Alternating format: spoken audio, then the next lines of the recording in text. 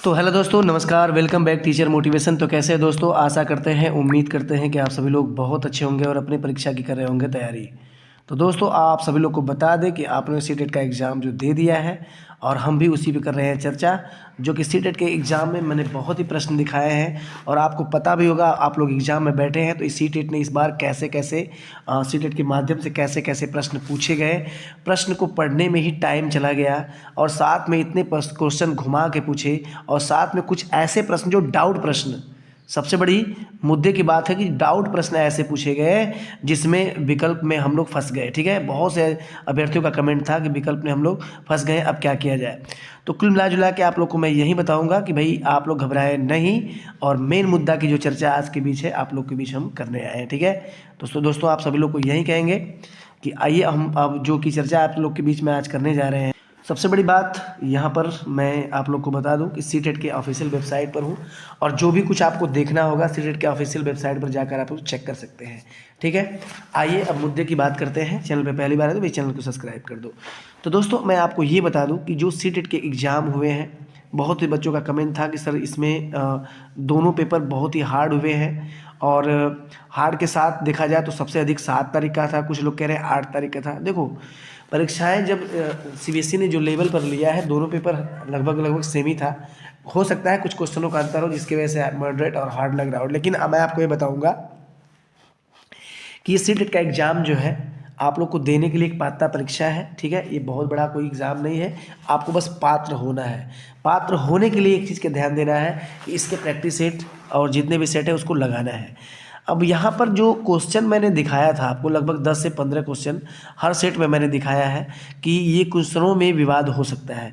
तो जी जाहिर है कि हर बार सीबीएसई जब भी क्वेश्चन पूछता है तो कुछ ऐसे क्वेश्चन होते हैं जिसमें दो दो विकल्प सही होते हैं।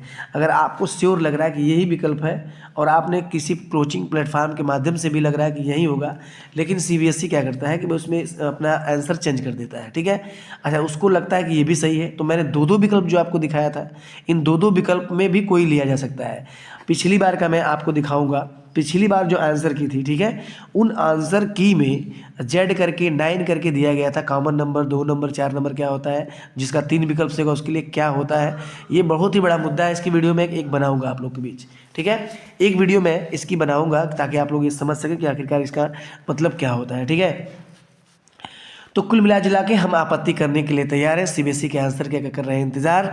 अब जैसे ही आंसर की आएगी तो हम लोग मिलाएंगे पूरे सेट के पूरे क्वेश्चन और मिलाने के बाद उसमें देखा जाएगा कि किस क्वेश्चन पे संभावना है कि नंबर बढ़ सकते हैं, तो उस क्वेश्चन पे किया जाएगा आपत्ति। बस साथ देने की आप लोग की ज़रूरत है। साथ का मतलब रुपए पैसों से नहीं है, हम लोग लगाएंगे पैसे रुपए जो भी लगेगा।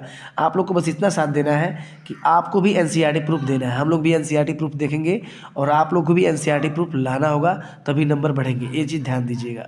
ठीक है, तो सीबीएसई का जो परीक्षा का जो पैटर्न है वो आपका जो होता है वो होता है सीधे सीधे आपके एनसीईआरटी पर ही पूछा जाता है। जितने भी क्वेश्चन है तो एनसीईआरटी में पूछा जाता है, तो उसको हम लोग को ध्यान देना है कि भाई जो आपकी परीक्षा का लेवल है एनसीईआरटी है, तो एनसीईआरटी की बुक से ही सब कुछ मिलना चाहिए, तभी वो मान्य होगा।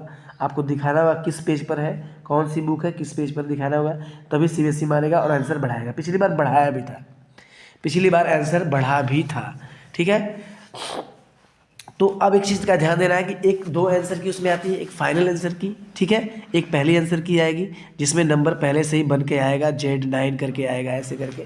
उसमें आपको एक वीडियो में बना के दिखा दूंगा इसमें कैसे क्या होता है। ठीक है, तो ये ध्यान दीजिएगा। अब सबसे बड़ी बात जो मुद्दा की बात ये है, नॉर्मलाइजेशन।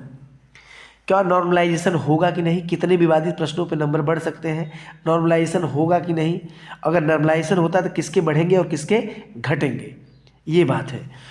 देखो भैया, मैं आप लोग को यही कहना चाहूँगा कि नॉर्मलाइजेशन जो सीबीएसई ने एक बार परीक्षा हुआ था, सीबीएसई के द्वारा किया गया था ऑनलाइन परीक्षा, ऑनलाइन परीक्षा में कोई नॉर्मलाइजेशन की प्रक्रिया अपनाई नहीं गई थी। ठीक है, अभी 2-3 साल जो कोविड कोरोना आया था उसी के समय काल की बात है, उसमें ऑनलाइन सीबीएसई के द्वारा परीक्षाएं कराई गई थी, जिसमें क्या हुआ था, जिसमें यही हुआ था कि परीक्षा में नॉर्मलाइजेशन नहीं अपनाया गया। जो क्योंकि लेवल एक ही था, सब कुछ एक ही था, जो पढ़ा रहेगा वो कर लेगा, तो उनकी मानसिकता इसलिए थी कि भाई जो एक ही लेवल रहेगा तो सभी लोग कर लेंगे, तो कोई नॉर्मलाइजेशन नहीं अपनाया गया। क्या अब नॉर्मलाइजेशन अपनाया जा सकता है? क्या अब नॉर्मलाइजेशन अपनाया जा सकता है? तो कुल मिला जुला के इसी मुद्दे पर हम बात करेंगे, ठीक है। तो देखो, नॉर्मलाइजेशन की बात करें तो सीबीएसई नॉर्मलाइजेशन नहीं अपनाएगा, ये कंफर्म मान के चलिएगा, क्योंकि पिछली बार परीक्षाओं के हिसाब से देखा जाए तो नॉर्मलाइजेशन नहीं हुआ था। अब मुद्दे की बात, किस सेट में कितने क्वेश्चन बढ़ने की उम्मीद है, ठीक है। मतलब 7 तारीख में कितने बढ़ने की सुबह वाले शाम में, 8 तारीख को कितने बढ़ने की उम्मीद है।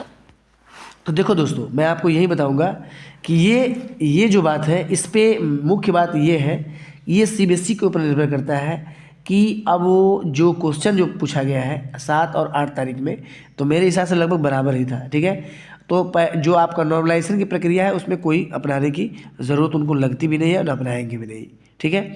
अब यहाँ पर जो बात करें, सेट जो आपका कोई भी रहा हो, 7 तारीख के जो पेपर में, 7 तारीख के सुबह वाले पेपर में 7 से 8 ऐसे क्वेश्चन हैं सुबह वाले पेपर में।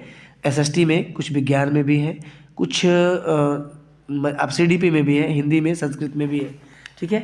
तो कुछ ऐसे क्वेश्चन हैं जो कि विवाद के घेरे में बने हुए हैं, ठीक है, वो विवाद के घेरे में बने हुए हैं, ठीक। शाम तारीख की अगर बात करें, जो शाम को पेपर प्राइमरी लेवल का हुआ, तो उनमें भी कुछ ऐसे क्वेश्चन हैं जो विवाद के घेरे में बने हुए हैं, ठीक है। 8 तारीख की बात करें तो 8 तारीख में सेम वही प्रक्रिया, 7 से 8 क्वेश्चन ऐसे जो देखने को मिल रहे हैं सुबह और शाम में, तो वो विवाद में जाएंगे। अच्छा, विवाद में जाने के बाद क्या सीबीएसई अपना आंसर की बदलते हैं कि नहीं बदलते हैं, किसका नंबर घटता है किसका बढ़ता है? तो मैं आपको ये एक बात बता दूं